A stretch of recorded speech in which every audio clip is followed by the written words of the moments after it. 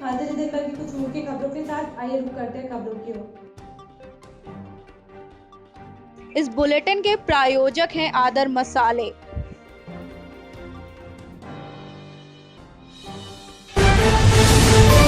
अमेठी जनपद के पीपरपुर थाना क्षेत्र के छीड़ा बॉर्डर पर लगन में हैदराबाद से चलकर फैजाबाद को आने का तय किया साइकिल से 3 मजदूरों ने बताया कि कपड़े की दुकान पर काम करते थे, पैसे भी नहीं दिया और खाने की सुविधा नहीं होने से साइकिल खरीदकर साइकिल चलाकर अपने घर फैजाबाद हजारों किलोमीटर चलकर 8 दिन में घर पहुंच रहे हैं। कहाँ जा रहे हैं आप लोग? हम फैजाबाद जाएंगे। कहाँ से आ रहे हैं? हैदराबाद से। तो उतनी दूर से आप लोग कैसे सफ़र लॉकडाउन में कैसे किए? अब क्या बताए, हम लोग साइकिल से गए। कितने लोग हैं आप लोग? हम तो अभी 3 लोग हैं फिलहाल, हमारे साथ में 10 लोग निकले थे। वो लोग नारी वारी वो लोग का घर था, वो लोग उधर ही चले गए। बचे हम 3 लोग, तो हम 3 लोग जाएंगे फैजाबाद। बीच में आप लोगों को कोई व्यवस्था की गई, कहीं रुक के? कुछ भी नहीं, वहाँ से डायरेक्ट आ रहे हैं? पूरा डायरेक्ट 82 किलोमीटर उधर से आया, बिना खाना वाना कुछ भी नहीं मिला। इधर आके एक दुकान पे थोड़ा बिस्किट लिया और नमकीन लिया, इसलिए ठंडा लेके आया, वही किया। अच्छा, जो सरकार ने ये बस वगैरह चलाया है तो वहाँ पे आप लोगों को पता नहीं चला कि बस आ रहा है? कुछ भी नहीं पता चला, इसलिए हम लोग साइकिल से गाँव जा रहे हैं। ये साइकिल आप लोग वहाँ से खरीद के लेके आए क्या? ये साइकिल हम लोग हैदराबाद से ही लिए। कहाँ से आ रहे हैं आप लोग? हैदराबाद। कहाँ को जाएंगे? दुकान। कैसे आप लोग, इतनी लंबी रास्ता है, कैसे आप आने के लिए आपने निर्णय किया कि हमें घर पहुंचना है? क्या करें, उधर का फिर क्या, वो पैसा वैसा नहीं दे रहा था, जो काम किए थे वो भी नहीं दे रहा था। क्या काम पैसा- करते थे वहाँ पे? कपड़ा कंपनी में काम करते थे। अच्छा अच्छा, जो पैसा था वही इसी पैसे से साइकिल लेके आया। साइकिल से आ रहे हैं? कहाँ पे जाएंगे? सामने देख पड़ा। कहाँ से आ रहे हैं आप लोग? हैदराबाद से। हैदराबाद से आ रहे हैं। तो अकेले आ रहे हैं क्या, और लोग आपके साथ में हैं? नहीं, वो लोग थे 10-15 लोग, वो लोग पहुँच गए घर। क्या करते थे वहाँ पे आप लोग? कपड़ा कंपनी में। वहाँ से कैसे आए आप लोग यहाँ तक? साइकिल से। साइकिल से आ रहे हैं? कहाँ पे जाएंगे? फैजाबाद। तो वहाँ पे कोई व्यवस्था नहीं थी आप लोगों को आने के लिए, जैसे आप लोग आए वहाँ से, नहीं, इसलिए आप लोग पुलिस वाले बैठा रहे थे सड़क पे, लेकिन हम लोग साइकिल लिए थे, इसलिए नहीं। साइकिल से लेके आ गए? ट्रक पे भी बैठा रहे थे और ड्राइवर आगे 3000 रुपया भी ले रहा था। अच्छा दूर अच्छा, पहुँचे तो पैसा भी मांग रहा था। इतना पैसा आपसे ले रहे थे, आप लोग दिए नहीं? हम लोग साइकिल से थे, हम लोग कुछ भी नहीं दिए। क्षत्रिय युवा मंच के संस्थापक और राष्ट्रीय अध्यक्ष कुंवर मावेंद्र प्रताप सिंह के आह्वान पर हरवाड़ा में शहीद हुए जवानों के सम्मान में क्षत्रिय युवा मंच के साथियों ने छत पर दीपक जलाकर उन सैनिकों को श्रद्धांजलि अर्पित की। कुंवर मावेंद्र प्रताप सिंह ने बताया कि जब सैनिक देशवासियों की सुरक्षा के लिए अपने प्राणों की आहुति दे सकते हैं तो हम देशवासियों का भी फर्ज बनता है कि हम उन्हें और उनके परिवार को सम्मान दें। राष्ट्रीय अध्यक्ष ने बताया कि लॉकडाउन समाप्त होने के बाद वह और अपने उनके संगठन के सदस्य सैनिकों के परिवार से मिलेगा और उनकी समस्याओं को सरकार तक पहुंचाने का कार्य करेंगे। कल हंदवाड़ा में आतंकवादियों से मुकाबला करते हुए भारतीय सेना के 5 जवान शहीद हुए। बहुत ही दुखद विषय है ये कि हमारी भारतीय सेना के जवान इस तरीके से शहीद हो रहे हैं, लेकिन एक फ़क्र का विषय भी है कि हमारे देश में ऐसे जाबाज सपूत हैं जो भारत माँ की रक्षा के लिए अपने प्राणों की आहुति भी देने में संकोच नहीं करते। इसी क्रम में क्षत्रिय युवा मंच का राष्ट्रीय अध्यक्ष होने के नाते मैंने अपने संगठन और आम जनमानस से अपील की थी कि आज रात में सब लोग अपने घर की छत पर एक दीपक जलाएं उनके सम्मान में और उन्हें श्रद्धांजलि दें। इस कड़ी को आगे बढ़ाते हुए क्षत्रिय युवा मंच के पूरे जितने भी जिला अध्यक्ष हैं उन्होंने अब ये कार्य संपन्न किया, उनके सदस्यों ने भी संपन्न किया और हमारे शहीद हुए सैनिकों को श्रद्धांजलि दी। मैं आपके चैनल माध्यम से बस इतना पाकिस्तान को कहना चाहूँगा कि वो अपनी आतंकी गतिविधियों से बाज आए, जबकि इसमें पूरा विश्व कोरोना जैसी महामारी से जूझ रहा है।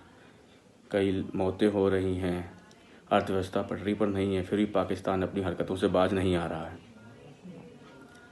लेकिन शायद पाकिस्तान सर्जिकल स्ट्राइक्स भूल गया है और भारतीय सेना को कमतर आंकने की गलती कर रहा है। दबंगों में मेहरबान मोहनलालगंज पुलिस, एक सप्ताह बाद भी नहीं हुई कोई कार्रवाई। मोहनलालगंज कोतवाली क्षेत्र के खरेना गांव में दबंगों द्वारा घर में घुसकर एक दलित परिवार को बेरहमी से मारने पीटने के मामले में पुलिस ने एक सप्ताह पहले एनसीआर दर्ज करने के बाद आज तक कोई कार्रवाई नहीं की। आपको बताते चले 29 अप्रैल को शाम लगभग 5 बजे सत्यम पुत्र राम प्रसाद निवासी खरेना अपने खेत के पास बैठा था। वहीं विपक्षी गण विराट यादव, सूरज यादव, मदन यादव, पुत्रगण मुन्ना यादव क्रिकेट खेल रहे थे। तभी गेंद सत्यम को लगे। इसी बात को लेकर विवाद बढ़ गया और दबंगों ने सत्यम की बल्ले से पिटाई कर दी, जिसमें सत्यम का सिर फट गया।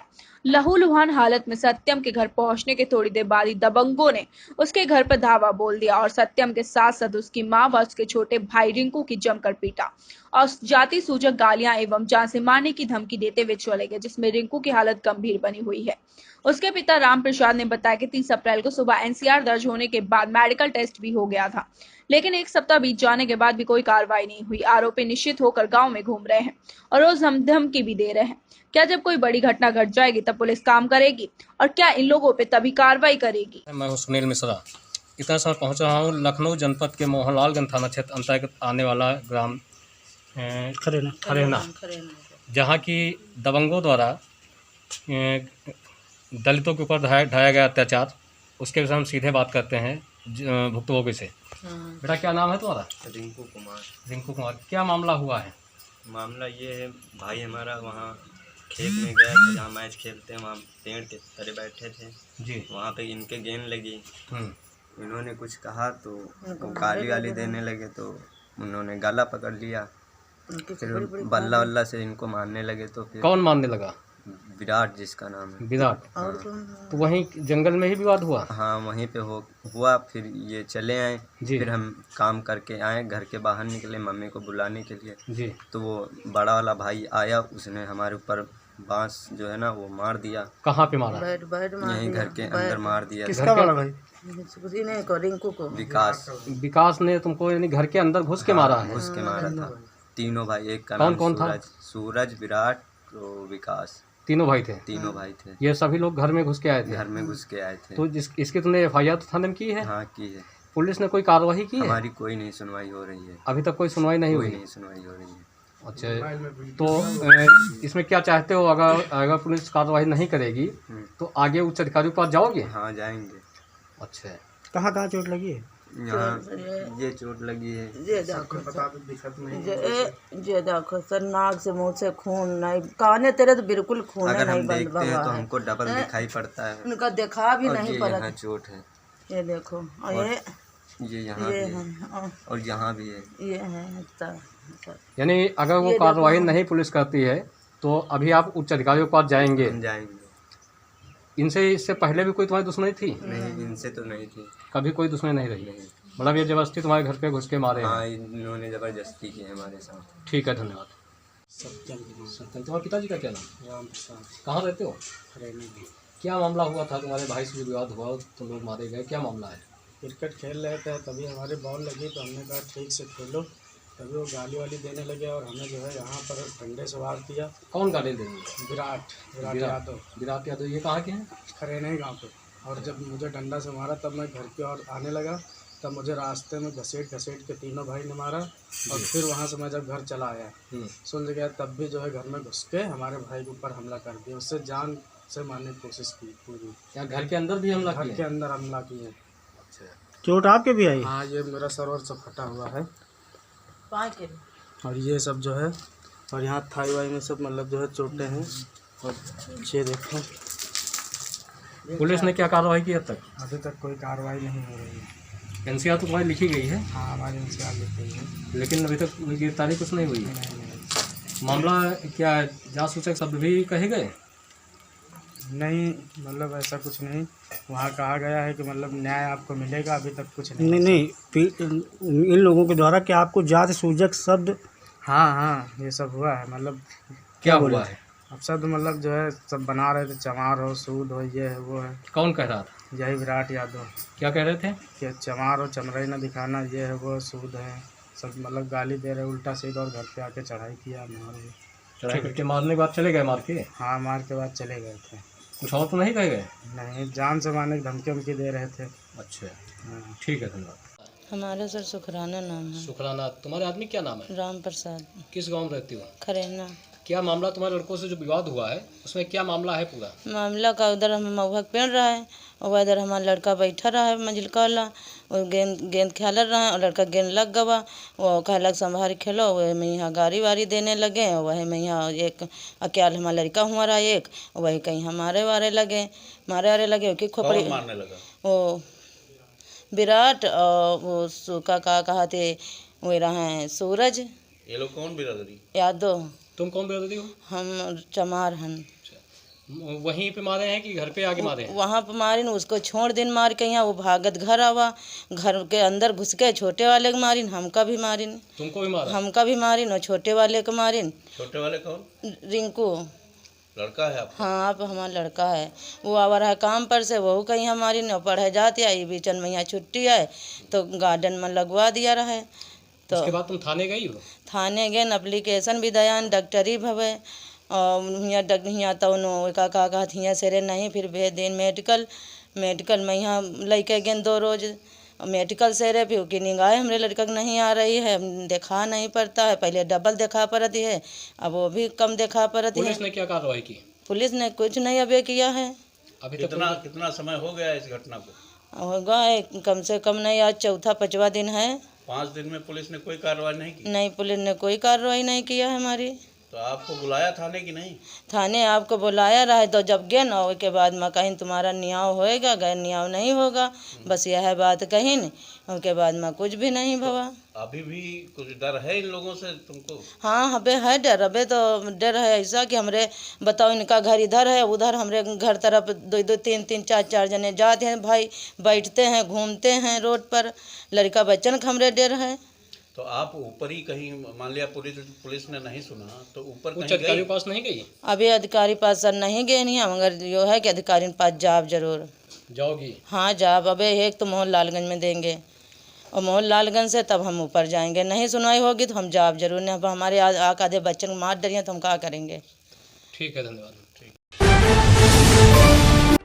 4 मई को कोविड-19 के प्रकोप से बचाव हेतु लॉकडाउन से गरीब में उत्पन्न भूख की समस्या के समाधान में तत्परता पूर्वक योगदान करे भारतीय राष्ट्रीय कांग्रेस कमेटी के माननीय शीर्ष नेतृत्व के निर्देश पर अध्यक्ष श्री अजय कुमार लल्लू जी के देखरेख में माननीय बाजीराव खांडे जी सचिव AICC, माननीय वीरेंद्र चौधरी जी उपाध्यक्ष PCC, माननीय राकेश सचान जी महासचिव PCC व माननीय सुशील पासी जी सचिव PCC के सुझाव से राम किशन सिंह पटेल अध्यक्ष जिला कांग्रेस कमेटी प्रयागराज के नेतृत्व में झूसी वारसी मार्केट के संचालित साझी रसोई के 21वें दिन श्री विजय बहादुर सिंह यादव एडवाइजरी SC की श्री नसीम हाशमी, श्री कैफ वारसी, श्री इख्तियाक अहमद, श्री दीपक चंद तिवारी, श्री परवेश ताहिर, श्री रिंकू तिवारी, श्री राम जी विश्वकर्मा, श्री गोविंद सिंह, श्री मुन्ना, श्री मोहम्मद नाजिम आदि लोगों के साथ भोजन तैयार करके जरूरतमंदों को किया गया।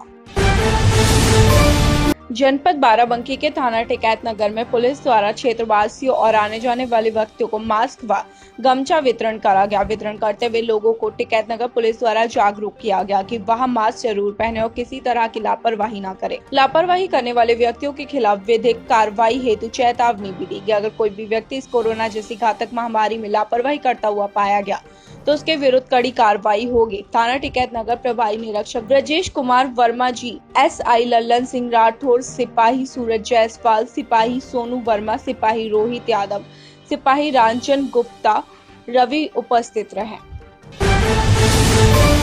बैंकों में सोशल डिस्टेंसिंग की उड़ाई जा रही है धज्जियां।